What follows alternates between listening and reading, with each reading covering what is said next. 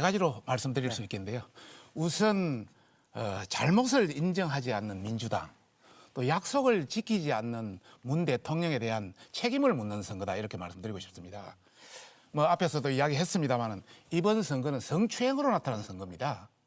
그런데 지금 박원순 전 시장에 대해서 피해인이라 하지를 않고 그 해당되는 사람한테 피해 호소인이라고 이야기하고 있습니다. 또 많은 민주당 주변 인사들이 2차 가해를 가하고 있습니다. 어떤 장관은 성인지 감수성의 어떤 기회를 줬다 이렇게 말도 안 되는 소리까지 하고 있습니다. 그런 차원에서 문제가 있다는 말씀을 드리고 싶고요. 또 보궐선거에 기책사유가 확실하면 그 후보를 안 내겠다고 대통령께서 약속도 하셨습니다. 그런데 그걸 버렸습니다. 또 민주당 당헌에는 똑같이 들어 있습니다.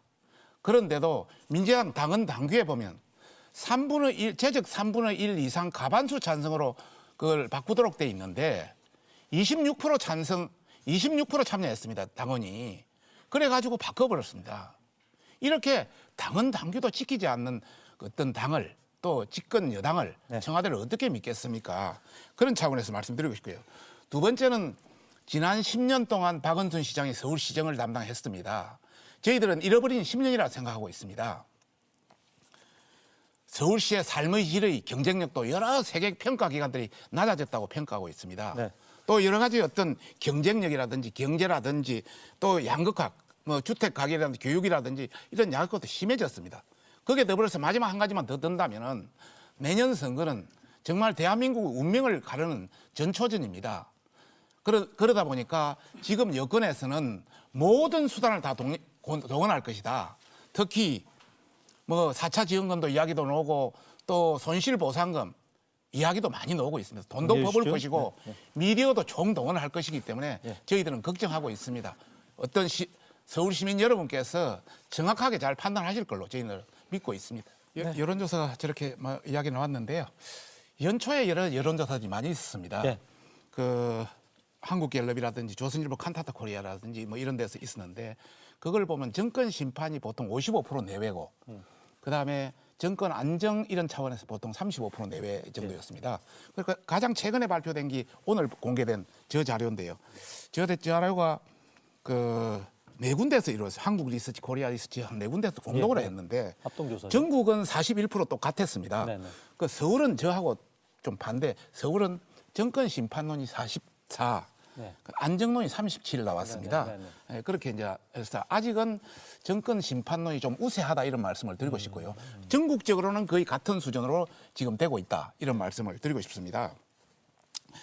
그 지금 현재 정권 심판론과 정권 안정론이 지금 혼재돼 있지만은 서서히 가면 갈수록 저는 정권 심판론이 강해질 것이다 이렇게 판단하고 있고요. 옛날에 그 다산 정약용 선생이 그런 말을 했습니다. 백성이 궁핍해지면 나라도 가난해지고 나라가 가난해지면 세금이 더 올라가고 그러다 보면 민심은 떠난다 이렇게 이야기했는데 지금 상황이 그거하고 거의 흡사하다 이런 말씀을 드리고 싶고요. 또 우리 강병은 그 의원님께서 저희들이 정책 비전은 제시하지 않고 네거티브만 한다 이렇게 이야기하시는데 저희들이 정책 비전 앞으로 개별 후보자도 정책 비전을 제시하고 공약도 제시하고 중앙당에서도 지금 한참 준비를 하고 있습니다. 여하튼 핀셋 공약을 통해서 국민의 마음을 또 시민의 마음을 얻도록 최선을 다해 나가겠다는 말씀 드리고 싶고 K방역 관계는 지금 우리보다 훨씬 잘하는 대만이라든지 뉴질랜드라든지 싱가포르라든지 훨씬 잘하는 데도 있기 때문에 너무 우리를 자랑만 하지 말라. 1,200억 홍보비만 넣어가지고 국민들이 마치 우리가 굉장히 세계에서 잘하는 것처럼 좀 겸손해질 필요가 있다는 야당의 어떤 비판을 겸하게 받아들여달라는 말씀을 드리고 싶습니다. 자, 국민들이나 서울 시민의 상당수는 지금까지 24차례 부동산 정책을 발표했지 않습니까? 그래도 전혀 나아지지를 않고 있기 때문에 또 선거 때가 되니까 발표하지 않겠느냐 뭐 이런 것이 더 강하지 않겠나 저는 그렇게 보고 있고요. 지금까지 24차례 부동산을 발표했지만은 공급은 되지 않고 부동산 집값은 폭등을 했습니다. 뭐 간단히 요지를 말씀드리면은 집값으로 보면 아파트 가격이 지금 현재 문재인 정부 들어서 3년 반 동안 거의 58% 뛰었어요. 지난번 경실련이 발표했습니다. 지난 연말에 58% 이상 뛰었고 참고로 이명박 대통령과 박근혜 9년 동안은 15% 뛰었습니다. 합쳐서. 그래서 3년 반 동안 저는 9년의 4배를 뛰었다. 집값이. 정말 문제가 있다는 말씀을 드리고 싶고 전월세 값을 말씀을 드리면은 자료 준비해 오셨네요. 예. 카메라 좀 잡아주시겠습니까? 전월세 값만 말씀드리면은 지난 7월달에 임대차 3법이 통과됐습니다. 네네. 그리고 전세 가격이 5개월 만에 1억 올랐습니다. 평균 가격이. 그런데 지난 5년 동안 1억 올린 겁니다. 지난 5년 동안 1억 올릴 것을 5개월 만에 올려버렸습니다. 그래서 그렇다고 전세를 구하기 위하면 전세 구하기도 절벽입니다. 이렇게 부동산이 실패됐다. 그다음에 박은순 시장 지난 10년을 보면은 예를 들어서 2012년 1월 달에 뉴타운 정책 전체를 폐기해버렸습니다. 이게 400군데가 날아갔습니다. 또 재개발, 재건축 관계에서 정부와 서울시가 합쳐서 10개의 다양한 규제 정책을 펴다 보니까 네네. 재건축이 제대로 이루어지지를 않았습니다. 재개발도. 그러다 보니까 전체적으로 11만 5천 가구가 거의 한 4년 가까이 날아가 버렸습니다. 이러다 보니까 주택 가격이 굉장히 폭등했다. 이런 차원에서 정말 부동산 시장을 안정화시킬 수 있는 방안을 이제는 내놔야 된다. 단순히 말만 공급 정책 하지 말고 부동산 시장에 맞는 재개발, 재건축 정책. 더 중요한 것은 새 집은 내일 바로 만들 수는 없지 않습니까? 네. 그러면 기존 다주택자들이 그 어떤 주택을 내놓을 수 있도록 출구 전략을 만들어줘야죠. 예를 들어서 양도세를 1년 동안 뭐 좀 2분의 1 감면한다든지 이런 개념. 그리고 이제는 주택의 패러다임도 완전히 변화시킬 때가 됐다. 네. 우리가 1인 가구, 2인 가구가 62%, 그다음에 3인 가구까지 하면 83%가 1, 2, 3인 가구입니다. 네네. 아직도 4인 가구를 고집하고 있기 때문에 국민주택 규모도 84회에서 59회로 좀 낮추고 또 청년주택도 일반 재개발, 재건축이 20, 30% 해서 한 15% 할인 가격으로 네. 청년들이 사다리 할 수 있도록 이런 다양한 정책을 펼 필요가 있다. 결국 서울 4차 재난지원금, 또 손실보상금, 이익공유제 선거 때가 되니까 또 노는 것 같습니다. 물론 국민들한테 준다는 건 국민들이 뭐 싫어할 사람은 어디 있겠습니까? 그러나 우리 나라 전체는 굉장히 문제가 될 수가 있다. 특히 그 영업 손실 보상 관련해서는 여러 어떤 자영업자라든지 중소기업의 코로나로 인한 손실을 보상해 주겠다는 건데 그 규모만 100조 원입니다. 그것이 우리의 세금으로 아니면 빚을 내서 우리 자식들이 세금으로 갚아야 될 돈입니다. 공짜로 생기는 돈 아닙니다. 그다음에 코로나 이익 공유제, 대기업의 이익분을 해서 중소기업, 상생기업, 협력기업에 같이 나누자. 이 간단한 문제는 아니거든요. 세계 각국에서 주장은 됐지만은 그렇게 실현된 것은 쉽지는 않습니다. 그와 마찬가지로 4차 재난지원금 저희들도 반대하지 않습니다. 줘야죠. 필요하면 줘야죠. 그런데 2차 재난지원금도 아직 끝나지 않았습니다. 3차 재난지원금 엊그제 시작을 했습니다. 아직 제대로 그것을 실행하기로는 시간이 걸리고 그렇다면은 선거가 끝나도 충분히 가능한데도 지금 이것을 모두 다 꺼내는 것은 결국 선거에 대한 공학적인 그런 것 때문 아니냐는 차원에서 정말 지난 재난지원금만 이야기한다면 2차, 3차 재난금을 분석해서 문제점을 해서 정말 국가의 어떤 경쟁력을 올리고 또 우리 어떤 피해를 최소화하는 수준에서 결정해야 된다는 말씀을 드리고 싶고 또 영업 손실 보상 코로나 이익 공유제도 말만 던질 것이 아니라 좀 다각적으로 여야가 머리를 맞대고 가장 최선의 대안을 강구했으면 하는 바람입니다. 저는 야권 단일화를 영화 그 반지의 제왕에 보면 절대 반지라고 있어요. 절대 반지. 그걸 끼면 무조건 이기는 걸. 그런 차원에서 야권 단일화가 되면 필성이 되지만은 단일화 실패하면 여건이 훨씬 유리하다. 우리가 실패할 가능성이 많다. 이렇게 결론적으로 말씀드리고 싶습니다. 최근에 또 어느 여론조사에서 보니까 뭐 주간조선하고 서든 포스트 알렌 CNC라는 데서 보니까 단일화가 되면 우리 안철수 뭐 대표라든지 나경원 대표가 박영선 후보도 뭐 이기고 또 우상호 후보에 대해서는 오세훈 전 시장까지도 이기는 걸로 나오고. 그렇죠. 지난 연초에 동아일보하고 다른 여론조사 기관에서 나온 걸 보니까 단일화가 안 되면은 우리가 지는 걸로 그렇게 나오더라고요. 그럼 여당이 이기는 걸로. 그런 측면에서 본다면은 단일화는 필수 불가결하다 이런 말씀을 드리고 싶고요.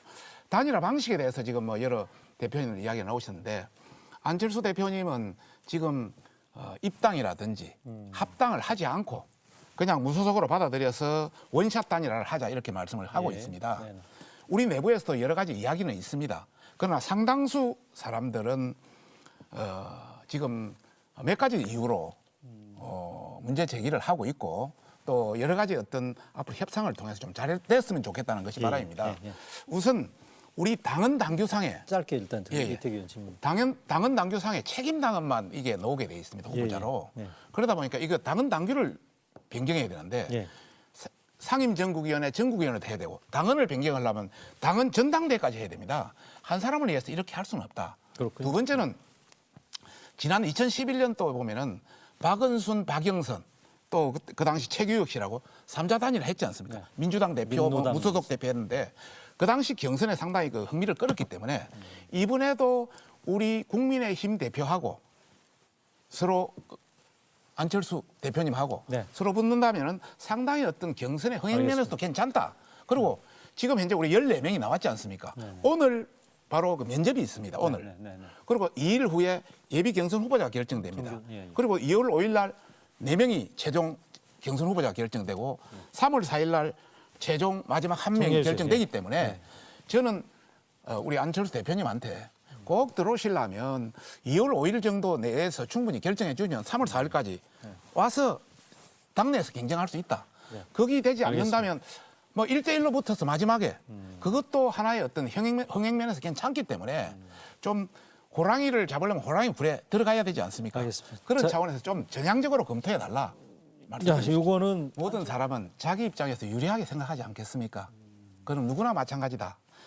뭐 저희들이 안철수 후보도 저희 같이 통합해야 되는 그런 마당에 우리가 안철수 후보를 비방하거나 뭐 가짜 뉴스나 또 단일화 의지가 없다 이렇게 이야기하고 싶지는 않고요. 안철수 대표님도 단일화 의지는 대단히 강하다. 이번에 단일화해야 그 서울시장 승리에 승리할 수 있다. 본인 분명히 알고 계실 겁니다.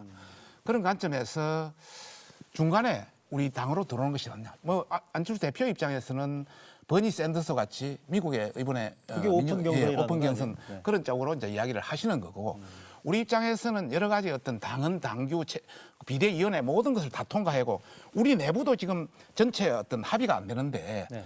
그 전당대회까지 열어서 이걸 하는 것은 상당히 문제가 있고 또 다른 한 측면에서는 정말 지금 여러 가지 경쟁력 측면에서 안철수 후보가 있기 때문에 네.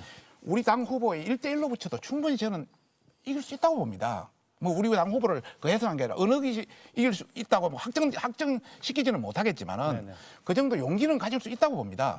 그런 차원에서 본다면 경선 흥행 면에서 나쁘지는 않다. 그래서 좀 더 전향적으로 생각해달라 이런 말씀을 드리고 싶은 것이죠. 저는. 예. 뭐 강병원 의원님 또 여당은 그런 걱정은 안 하셔도 된다 이런 말씀을 우선 드리고 싶고요. 보통 지금까지 선거를 보면은 가장 중요한 것이 여론의 지형이었습니다. 그다음에 진짜 중요한 것은 인물이었습니다. 지금 우리는 최적의 인물, 이길 수 있는 인물을 찾고 있는 겁니다. 열심히 이전투구하는 그런 모양이 아닙니다. 경쟁을 통해서 정말 경쟁력 있는 후보, 이기는 후보를 찾고 있기 때문에 뭐 그런 하나의 과정이라는 말씀을 드리고 싶고 또 우리가 마치 그 정책이라든지 공약 관련해서 뭐 준비를 안 한다고 생각하실지 모르지만 저 서울시장만 해도 5개월 전부터 준비를 했습니다. 그다음 중앙당에서 지금 6개 분야의 공약 팀이 구성돼 가지고 이미 다 샅샅이 다 찾고 있습니다. 예. 후보자도 마찬가지, 각 후보자들도 마찬가지고 후보자 결정이 되면 바로 결합해서 국민들의 어떤 마음을 잡는 핀셋 공약을 곧 제시할 겁니다. 예. 그런 걱정은 안 해도 된다. 가능성도 있다고 봅니다. 항상 정치라는 것은 생물이고 열려 있기 때문에 충분히 서로의 어떤 합의점도 찾을 가능성은 있다. 그러나 그 가능성 크게 높지는 않다. 높지 이제 않다 보인다는 거고요. 보고 있고요. 네. 우리 일부에서 제기되는 뭐 김종인 비대위원장도 말씀하셨습니다마는 삼자 구도 승리론 세 사람이 나와도 승리할 수 있다 이런 이야기를 일부에서 나오고 있는데 저는 우리 김종인 위원장님이 여러 가지 경험도 많으십니다. 또 경륜도 있습니다. 또 지혜도 가진 분입니다. 저는 전략적 함의를 가지고 말씀하신 것이다 말씀드리고 싶고 우리 당의 상당수 사람들은 삼자 구도로 가면 우리가 굉장히 어렵다 인정하고 있습니다. 예. 그래서 또 많은 서울 시민들 단일화에 대한 기대나 열망을 가지고 있습니다. 예. 그 실패한 어떤 그런 것 때문에 굉장히 더 어려워질 수 있다. 이런 말씀을 드리고요. 국민의힘 후보로 서울시장이 당선될 수 있으면 우리 당 후보를 내는 게 당연한 거죠. 그러나 거기 여의치 않다면 이길 수 있는 후보를 단일화해서 내는 것이 맞다 이런 말씀을 드리고 싶고 아까 연계해서 본다면은 일부 이제 우리를 비판하는 사람들이 벌써 여론조사에 지했냐 또 오만하다 이런 평가가 있습니다. 좀 시간을 가지고 좀 항상 협상이라는 것은 서로 줄다리가 있기 마련 아닙니까? 예, 예. 그런 차원에서 좀 기다려달라는 말씀 드리고 싶고 결론적으로 저는 이런 말씀을 드리고 싶습니다. 단일화라는 이길 수 있는 확실한 방법이 있는데 가능성 20, 30%를 가지고 뭐 3자 해도 이긴다 이런 걸 믿고 가는 것은 안 된다 이런 말씀을 드리고 싶습니다. 이태규